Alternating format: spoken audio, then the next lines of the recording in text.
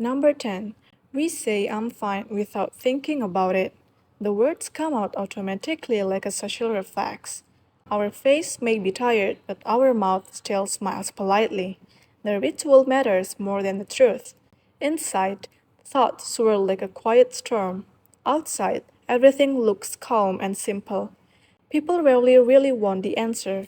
We both understand the performance we are playing. I'm fine becomes a small invisible shield. It protects us from awkward conversations. Sometimes we believe our own words, other times we clearly do not. The phrase travels faster than honesty. It keeps interaction smooth and safe.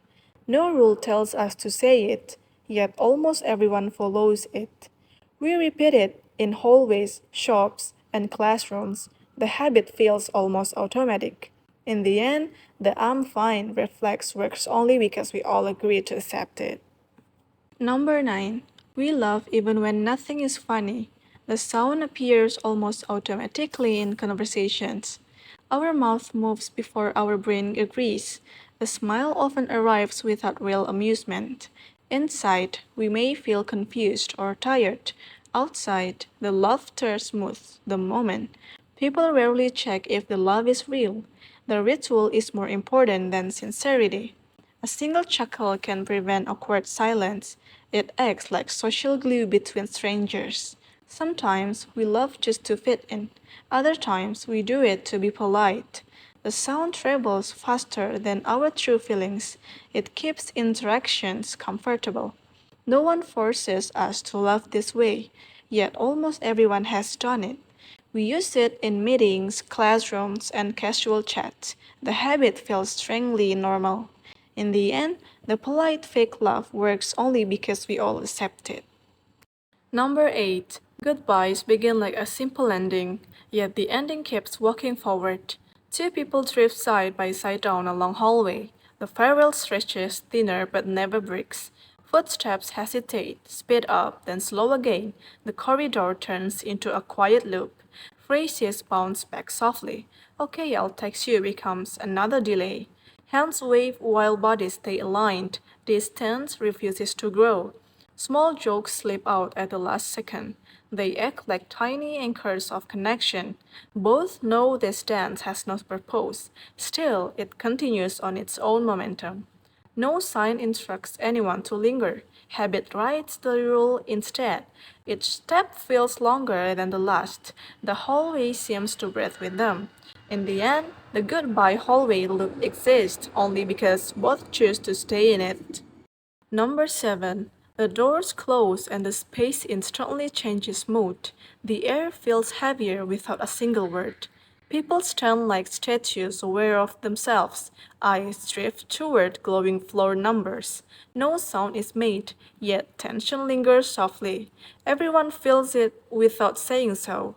The quiet music suddenly sounds too loud. Each note fills the gap between strangers. Breathing becomes something everyone notices. Even small movements feel intrusive. A single cough seems to break an invisible rule. For a moment, everyone stiffens. Bodies stand close, yet feel distant. Emotional space stretches farther than physical space. No sign orders silence. Habit quietly writes this rule instead. The floor numbers move upward slowly. Time seems to stretch inside the tight box. In the end, elevator silence exists only because everyone agrees to keep it.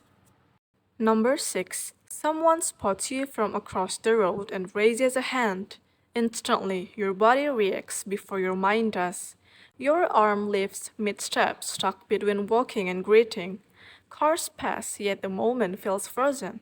You hesitate, wondering if they really meant to wave at you. Still, you wave back just in case. The distance makes the gesture exaggerated and stiff. It looks bigger than it actually feels. You both smile too long, unsure when to stop. Neither wants to be the first to drop their hand. Strangers around you keep moving normally. To them, nothing unusual is happening. For a brief second, you pretend the street isn't there. Connection stretches across empty space. The wave slowly fades as you pass each other's view.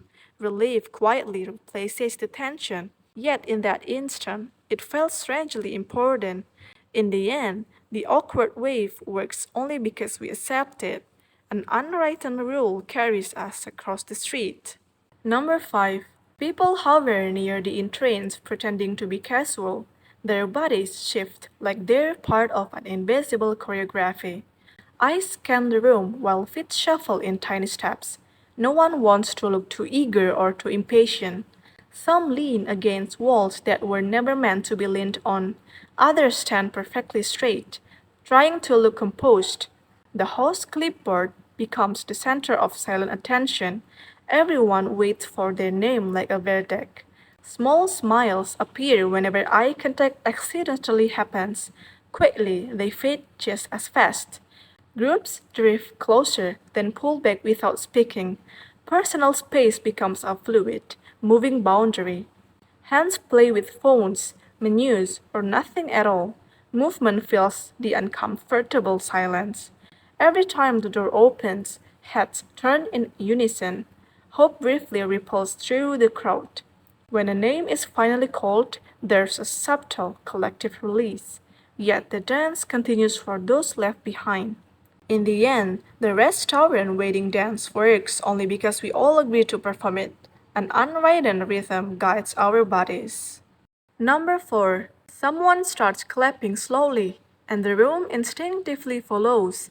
No one questions why this must happen. People clear their throats before singing, as if preparing for a performance, yet most feel secretly awkward. Voices rise at different pitches, never fully in harmony. Still, everyone keeps going. Some sing loudly to hide their discomfort, others mumble barely above a whisper. Eyes shift toward the birthday person, watching their reaction.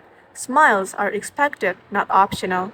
Hands hover over cakes with flickering candles. Time feels strangely suspended.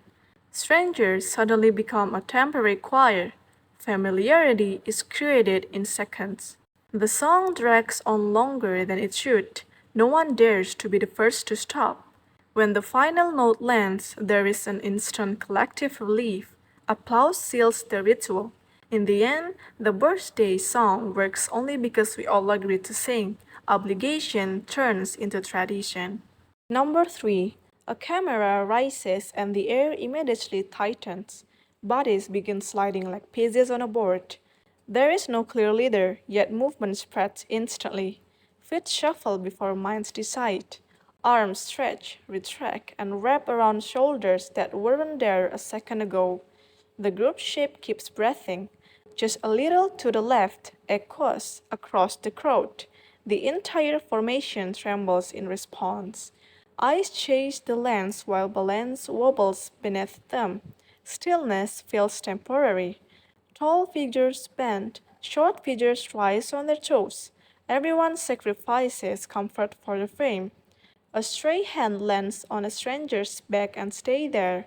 Awkwardness is quietly accepted. Each camera click resets the choreography. The pose refuses to settle. For a split second, everything aligns perfectly. Then a blink shatters the order.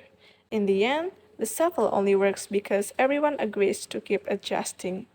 Chaos organizes itself through shared compliance. Number 2. A single empty chair sits in the middle of a crowded room. Everyone sees it, yet no one moves toward it immediately. Eyes flick toward the seat, then quickly look away. Bodies remain rooted in place. The space feels strangely exposed, as if the chair is watching. Sitting there seems to make a statement. Some step forward, then pause halfway. Their confidence evaporates mid-stride.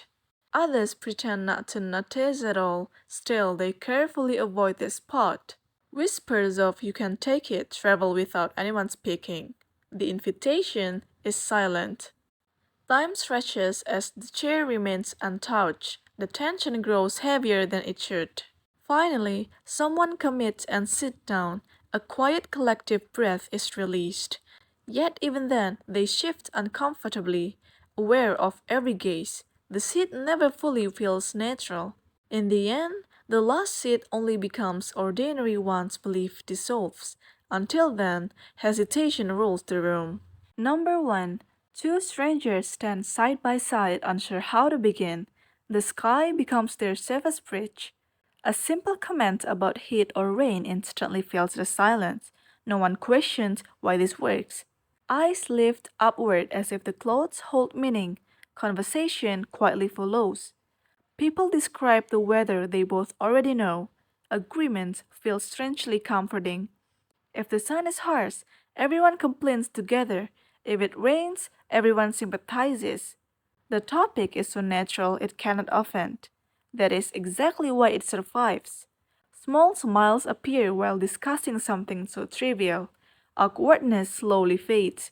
The weather becomes a shared experience even when it isn't. Connection is created from nothing. Eventually, the talk drifts to something else or ends politely. Either way, the rule has done its job. In the end, the small talk weather rule works only because we believe in it. Silence bows to a common, unwritten ritual.